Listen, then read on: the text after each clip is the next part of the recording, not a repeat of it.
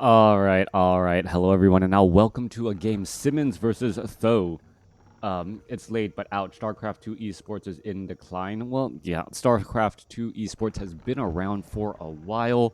Let's try to be a part of that back in the day, and well, I gotta say, I'm comfortably where I am right now. So, for all of you guys out there, however you may be watching, however you may be listening, hopefully you're watching on Twitch or YouTube, thereby directly supporting the channel. Thank you. Hopefully, you guys are going to enjoy this game and match up between Tho and Simmons. Simmons spawning as the blue night elf on the top left hand side of the map. Meanwhile, Tho, well, let me fix those colors there, spawning as the teal human.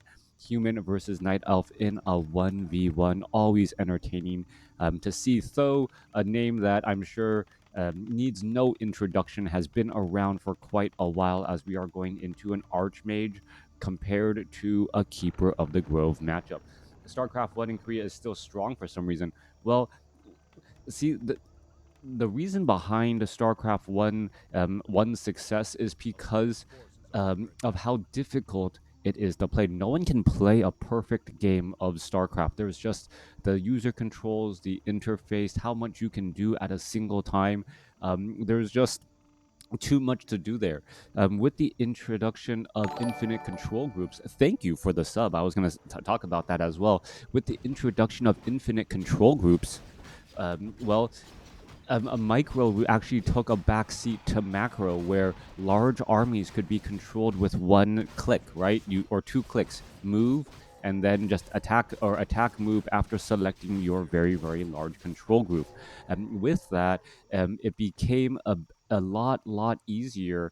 Or it minimized micro skills significantly more, as macro could make up for a lot of those differences. I am not saying that StarCraft 2 doesn't have any micro. There is still large amounts of micros to be played to dodge units, banelings, splitting, all of that is there. It's just you can almost feel like you're doing more with more in StarCraft 2. Meanwhile, in Brood War, if you remember, trying to lock down units with ghosts or trying to cast Psystorm with multiple High Templars was actually almost a dance in and of itself with your fingers. Archmage picking up dual claws of attack +5 with that +10 damage now. So that's why WarCraft 3 is good. You can only play perfect game. You can nearly play a perfect game compared to StarCraft 1. So yeah, I think there is that balance between WarCraft 3 and micro versus macro, where you need to dodge individual units, move those units around, but the game is also much more hero focused. You can't really pivot or tech change nearly as much because experience on a hero is a type of resource that is permanently used, consumed up, and eventually lost. You can't, in the middle of the game, say, you know what, I wish my level 5 Archmage was a level 5 Mountain King. That just doesn't happen, and you can't easily pivot and switch away from that. Keeper of the Grove now getting in another entangle. Archmage trying to battle it up against that Keeper of the Grove there. Who's going to win out, as the Keeper of the Grove does have enough for another entangle, and looks like it may be trying to go for that entangle there, but the water elementals are actually racking up quite a bit of damage as well. For all of you guys watching out there on YouTube, I've heard a couple of comments saying sometimes you want a reminder to subscribe on Twitch.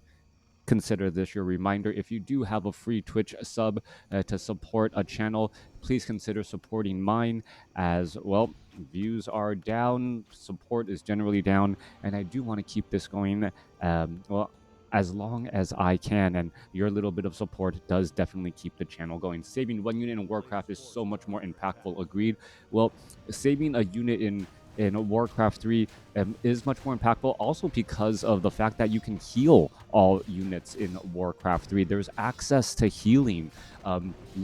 Saving a zealot or a stalker early in the game just means you have a weaker or stalker zealot later on. Meanwhile, it's Tho able to get up that arcane tower, going to get in those repairs there, should be going after either the Keeper of the Grove or those tree ants. That tree ant unable to slip through right there, as the water elemental now going to be dropped in. All right, coming back in, getting your unit kill penalized more. Coming back across here, we are looking at for saturation nearly on this gold mine. There's going to be that 5th peasant, as this peasant correctly dodges away from this side here, making sure that he has a little bit of a safety net or a blanket to try and prevent any additional engagements. All right, water elementals are here, arcane tower here, footmen are here, as well as we're looking at a very fast goblin tinker joining in on the battle. All right, not quite sure what to make of an early Goblin Tinker in this matchup. SIMMONS perhaps trying to bring in a Pocket Factory to try and shut down this expansion. That Pocket Factory with those, Clockwork Goblins will end up cranking out those units, and by cranking out those units, even if they die, they still deal damage. Now, where's that Keeper of the Grove? He needs to join back in on that fight. He's full on mana, and that's exactly what SIMMONS wanted to do right there. Full mana, Keeper of the Grove, ready for those entangles, ready for those summons, as the Archmage is now down to 211 hit points, trying to retreat back. Coming back across here, another tree and going to get taken down. Arcane Towers trying to feed back, or not quite feedback, but deal that extra bonus summon damage onto these units here, as the Keeper of the Grove looks to finish off another Footman. Footman looks like it will get taken down, but it is taken down by the Entangle, thereby still giving experience to that Goblin Tinker and that Keeper of the Grove. Keeper of the Grove, wearing those circlets of nobilities like it's going out of style, plus 9 damage, but more importantly, plus 9 intelligence, up to 480 mana already. And that is the reason why SIMMONS has been able to just constantly use all of these magical abilities on, or mana-based abilities on this Keeper of the Grove. The Keeper of the Grove has constantly been picking up and dropping those circlets and mantles of intelligence per round every time he goes after those Moonwells. All right, we're going to be looking at another low hit point Footman. Are we going to see an Entangle? Yes, we are. That Entangle will finish off that Footman. Is it a denied? Yes, it is. Though, calculating that beautifully as the units now retreat back. All right, back into the conversation here. In my mind, macro is much more important in StarCraft, since the expansions and stuff are so difficult to defend. Macro is important. Well, see, like, and that's the thing. Macro and a micro is so important in the original StarCraft, just because of multi-unit building select, right? No one hotkeyed buildings, or rarely hotkeyed buildings in StarCraft 1. You generally have a button where you can go to your selection of buildings, and then you can click through them and then try to train your Marines, your Stalkers, your Zealots, things like that. Coming back around, though, Archmage, Pit Lord continuing to engage here. Tree of Life taking quite a bit of damage. Treants are now coming across here as we see a bit of repairs. There's that Rain of Fire. Preventing the Wisp from easily being able to get in any repairs, as repairs are now coming in from the other side. Is still going to be able to hold on to this, down to 50 hit points, down to 48. Entangle onto that from the Keeper of the Grove, and SIMMONS able to hold on to this expansion at 240 some odd hit points. Dangerously low. The Rain of Fire was there to try and prevent those Wisps from being able to repair. Enough time was bought to get in a little bit of repairs for the Wisp from home. So beautifully played again. Coming back around, Goblin Tinker taking down some Mud Golems, taking down some Rock Golems as well. Forest Troll, High Priest, and gonna get cleaned up here as a Goblin Shredder does join in on the battle. Goblin Tinker getting in that additional bonus strength. It looks as though a couple of giant sea turtles are actually going to come online here and try and engage down at the bottom. Perhaps going to try and give level 3 to that Goblin Tinker. Going to be perhaps just a bit shy, though. Is it going to be shy? It looks like it will be shy. Yep, 3 experience shy there. All right, back on the east side. So clearing up some of these creep camps now is going into Rifle Casters with Priest as support to be able to get in a lot of heal. But then again, this Pit Lord is a little bit of an oddball here. This Pit Lord, is he going to try and use Rain of Fire, or what is it going to really try and do here? He's not a very strong frontline hero, and having another AOE based hero, or just an AOE based hero here, we may be seeing perhaps a transition into Dryads. We are at Tree of Eternity, though, so we could easily be looking at bears as well. Only time can tell. I just realized Rain of Fire has burning damage. Yes, it does have a little bit of burning burning damage over time effect as we see mass dryads down to the south side here cleaning up some of these low hit point units. One sorceress pops on out only to quickly get taken down, giving level 4 to the Keeper of the Grove as the Keeper of the Grove now teleports all the way back home. All right, teleporting to the expansion. Going to try and defend here. Are we going to be looking at an entangle? Dryads could easily get off 1 or 2 slow poisons as they're just trying to engage against these units and finishing off these sorceress. There goes one sorceress there. Meanwhile, we see an ensnare go down as well. And, well, SIMMONS is going to be able to capitalize on this very well, as that rifleman is going to be walking a little bit slower back, taking a little bit of damage over time. And you can see that damage over time will end up, well, dealing significant amount of damage overall. Keeper of the Grove is at 4. Goblin Tinker is at 3. Both sides sitting on 2 bases, though a little bit behind in terms of the hero level, with that Pit Lord sitting at level 2, as we're going to be going into an engagement now. Pit Lord trying to engage here. Pit Lord does have some big attacks, plus 13 damage and a Gloves of Haste, so we may see a transition into Howl of Terror here, as the Pit Lord is going into that Cleave Strike strategy. Perhaps a Though pivoting into that Cleave attack because of those early Claws of Attack plus 5. Plus 15 damage overall on that Pit Lord with 950 hit points. The downside for that Pit Lord will be, Rain of Fire not actually going to hit anything, as there's nothing there, and that Rock Golem, well, is immune to it as well. Let's go ahead, go for an engagement. Wow. Talking about missing that targeting ever so barely, not being able to see up onto that high ground there. All right. Coming back around here, meanwhile, Dryads trying to put in pressure here. We have a guard tower, arcane tower, pocket factory in position. Repairs are underway, and what is going to go down here? Are we perhaps going to see some Rain of Fire here as the Riflemen trying to get into position as well? Riflemen do have that range upgrade, a couple of detonations or dispel magics there, making sure that all of those treants were taken down. All right, Pit Lord trying to chase after some units, but not able to chase easily without those boots of speed. Item transferring back and forth here. This is a mass Dryad army, both sides sitting at 70 supply. More units could be trained up. Yeah, Mountain Giants now going to be joining in on the fight as the Goblin Tinker Staff of Teleportations back to the outpost here to get healed up. We are getting that Moonwell upgrade.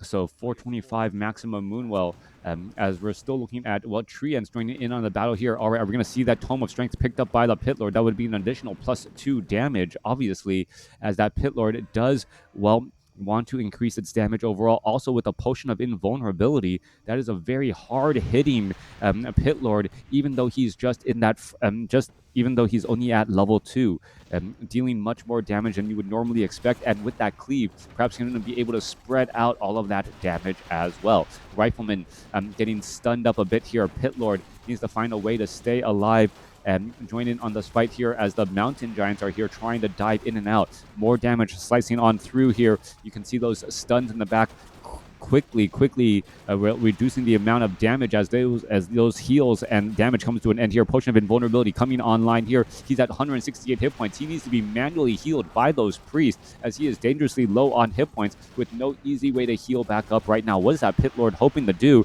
as the Archmage gets up to level 4, Pit Lord gets up to level 3, and now going to go ahead and teleport back.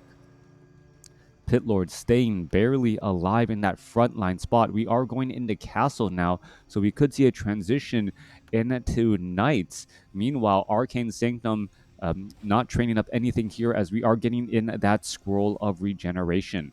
We might be needing some Inner Fire as well, not for Inner Fire particularly, but because we need extra mana capacity and mana regeneration on those priests.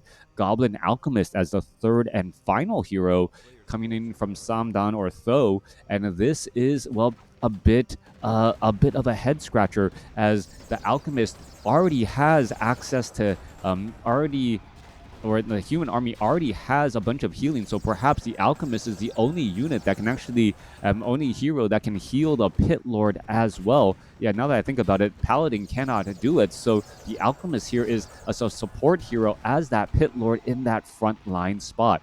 Perhaps add in Chemical Rage or some Chemical Rage or, yeah, to move around slightly faster and help support that Pit Lord just a bit better. Meanwhile, down to the south side here, we're looking at multiple Mountain Giants. I don't believe I've seen any Druids of the Claw yet, and Mountain Giants are a great way to make sure you have dry Moonwells. They have such large hit points that suddenly it is very difficult to try and keep these Mountain Giants fully healed. Actually, better to keep a Druid of the Claw or two back in your base, and with that Druid of the Claw back in your base, be able to cast that Rejuvenation. Hi, not from Jim, but still, thank you for your cast. I'll watch your full video tomorrow. All right. All right, well, thank you for watching however you watch. Coming back across here, Alchemist getting stunned there, no longer able to get that healing spray off. Meanwhile, Archmage continuing to fire back around. Mortar teams could go after those Dryads. Knights are going to be joining in on the battlefield here, as you see the Pit Lord does have Inner Fire. That Inner Fire giving bonus, or did have bonus damage and armor, as the Pit Lord may end up getting taken down to 83 hit points. The spell onto that Pit Lord, as that Pit Lord stays alive. Mountain Giants still looking to engage here. Are we going to see some more Mortar teams try to perhaps splash down those Dryads? And it looks like one more volley will do it. And there you go. 2 Dryads completely splatted down. More could get taken down, as well as the Scroll of Town Portal taking them away. SIMMONS exchanging fairly well, able to finish off a handful of Dryads here. Archmage of Egg sitting at 4, Pit Lord sitting at 3, and Alchemist sitting at 2, going up against a 4-4 SIMMONS. All right, Healing Spray once more being used, and well, with that Inner Fire on that Pit Lord, an additional +5 damage, or yeah, an additional 5 damage given to that Pit Lord. So that Pit Lord dealing upwards of 76 damage, and having it also be splash damage, gonna stun down quite a few units. Knight trying to retreat back here. Knights do have those Sundering Blades to try and deal with those Mountain Giants. Sundering Blades dealing additional bonus damage on top of the normal damage to those Mountain Giants. Units trying to retreat back here. Goblin Tinker in that frontline spot still has those healing wards if he wants them. Dryads getting splatted down here. Mortar teams trying to find that target. Meanwhile, Knight in that frontline spot. The Mortar teams actually attacking against the Keeper of the Grove. Not great damage overall, as the Dryads, however, are dancing across back and forth a bit too much. There's another stun, though. I do not see a Staff of Sanctuary. One Knight could end up getting taken down to 21 hit points. Gets taken down with a little bit of help of that AoE, or damage over time, from that Orb of Venom. All right, while volley attacks from the Mortar team quickly finishing off one unit there. Another Scroll of Healing. Keeper of the Grove sitting at level 5 now. Perhaps going to be summoning in more treants, as we see another round of stun here. Back and forth stunning Mortar teams with that AoE damage, however, able to rack up quite a bit of damage here. Scroll of Regeneration across all of these low hit point units. Healing Spray also being used as well. Not quite sure what happened to my overlay suddenly disappearing. All right, so, well, what's going to go down in this matchup here? Archmage heading back off to the north. Pit Lord, Alchemist. Alchemist still fairly low on mana. Mortar teams have really been the hard-hitting part of this army, able to rack up quite a bit of damage quickly, as we're looking at, well, Rain of Fire finally hitting those targets, and now you see a quick boulder to that Pit Lord. Pit Lord looking to engage, perhaps finish off the remainder of this creep camp. Yeah, human with 2 Tavern Heroes, not very common. Keeper of the Grove now charging the way here. One priest going to get caught in transit and get shut down here. 71 over 84 supply going up against 80 over 80. All right, SIMMONS bringing in a large attack here. Another round of cluster rockets stunning up a bit, as we're going to be going into an engagement. Archmage trying to, well, push back these units. Dual level 5 heroes, however, are very difficult to deal with, as their spells are just that strong. Thank you for the follow, as the Mortar team's able to, well, shoo away that Mountain Giant. Treants well, trying to take down this guard tower, arcane tower, not going to be successful. However, the expansions are starting to run low on gold, as are the main bases. So, however, one step ahead, already setting up an expansion here, triple guard towers or triple towers, with one of them being an arcane. And well, we may even see a masonry upgrade eventually to try and hold on to these expos just a little bit better. Staff of Teleportation, Goblin Tinker going to go ahead and teleport to that Wisp here, perhaps drop a Pocket Factory. No, using Stun there to stun the attack or stun the repairs and the building. And well, Pocket able to do exactly that, taking down a handful of those peasants and slowing down that economic advantage.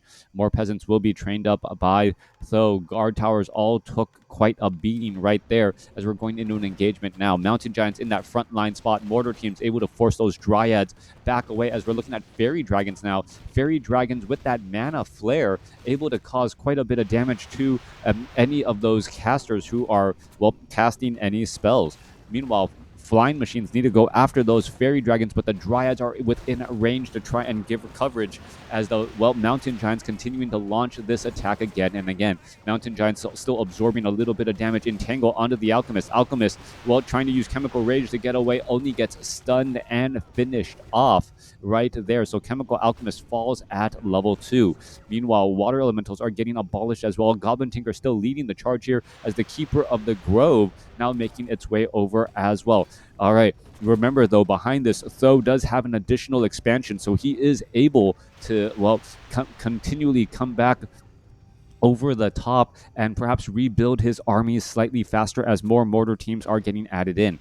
All right, we do see one Ancient Protector launching attacks here as that expansion is going to be growingly important as both sides are still fighting every which way. One flying machine, no. Another round of stuns right there. Both sides still fighting their way through. Goblin Tinker getting low on mana, could have a little bit of problems as the Pit Lord is in that frontline spot, uses a potion of healing to try and stay alive.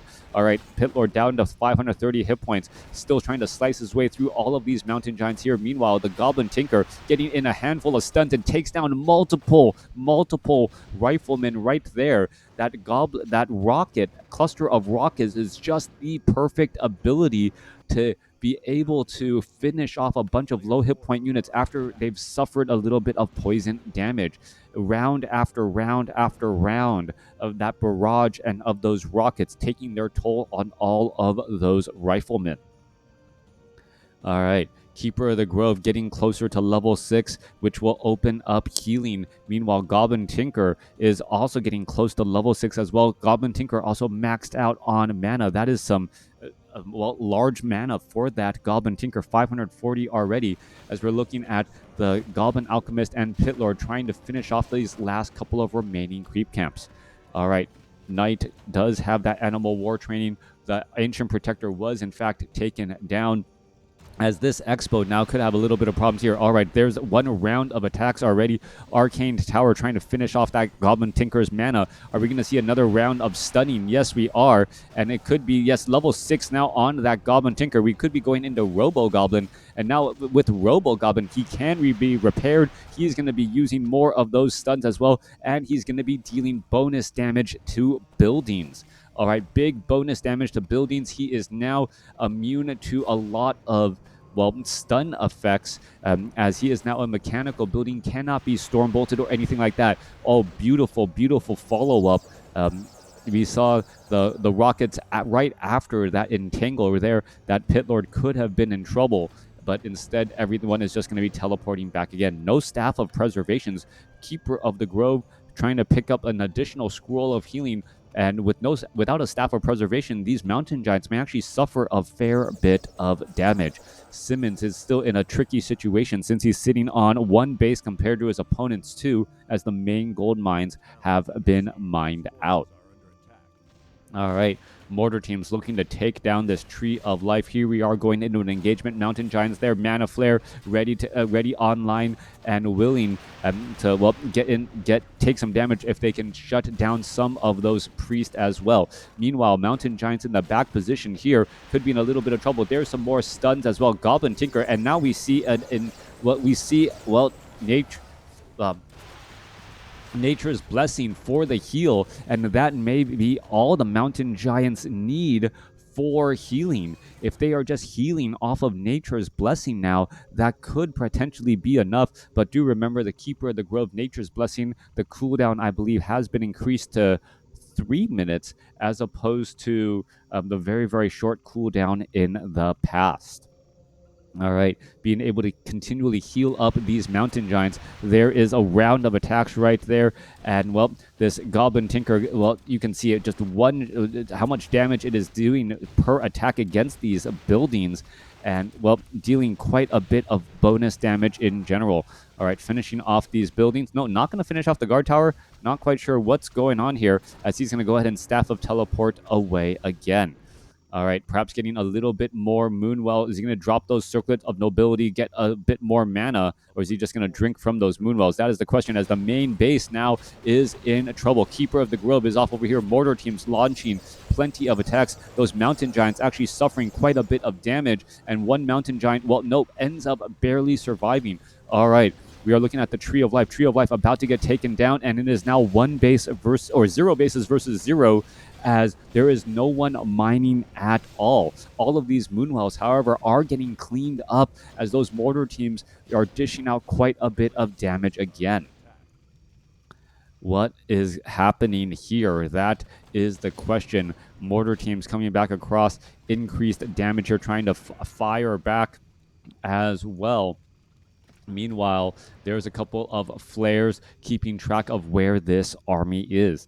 Goblin Tinker could, well, launch a lot of cluster rockets, perhaps try and finish off that back line slowly but surely. Makes me wonder how strong Shockwave coupled with those rockets would be, as you're able to stun them and also do large amounts of damage as well. Here we are coming back across here. More healing spray being used by that Goblin Alchemist to keep these units alive and well. Pit Lord, well, Howl of Terror off, now needs to try and cleave through all of this, as we see in, well, Nature's Blessing once again healing up all of these units again and again. Units trying to retreat back here. There's a little bit more stunning back and forth here. Mortar teams who need to get in those lobs against those Dryads, as all of those treants are now getting cleaned up, and that's starting to feed more and more experience to the Archmage. Archmage could get to level 5 here, which would open things up as well. Meanwhile, Pit Lord still trying to find a way through, as we are still seeing more and more of those cluster rockets stunning down that back line.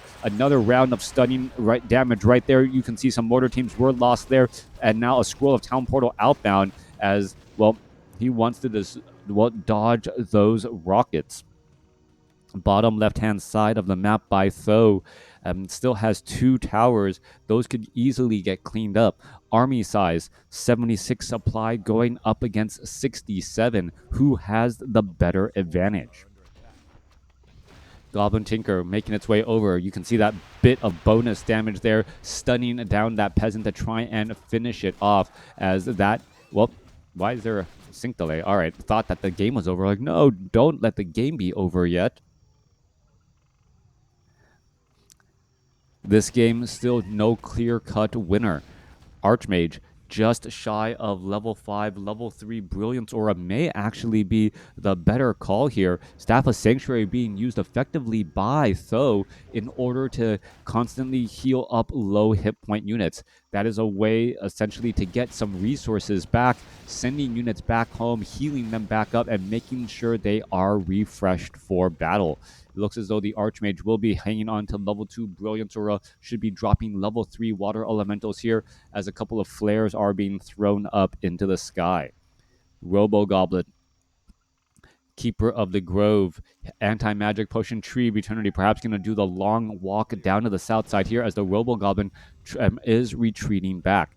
High armor, he can also be repaired by Wisps as well, adding a little bit of, well, healing to that unit here. Dryad's actually in a little bit of trouble, and I don't believe, we do not have a Staff of Preservation, so we're not going to have any of those awkward teleportations back home.